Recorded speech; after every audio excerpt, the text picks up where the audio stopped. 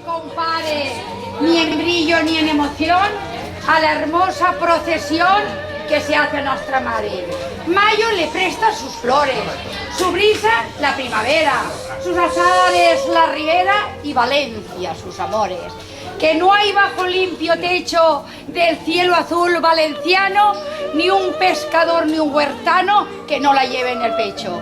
Por eso, cuando ella sale luciendo el manto de raso, van todos en un abrazo a decirle lo que vale. Unos le dicen bonica, otros lucero de oriente, y entre el fervor de la gente pasa la mare bendita con tan natural manera y la sencillez que usa, parece barca que cruza las aguas de la Albufera.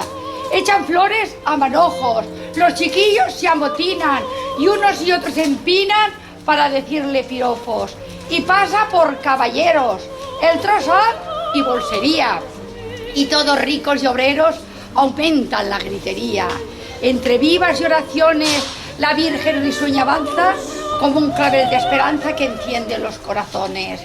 A ver, digan en conciencia si no se alza el corazón cuando va en procesión la patrona de Valencia.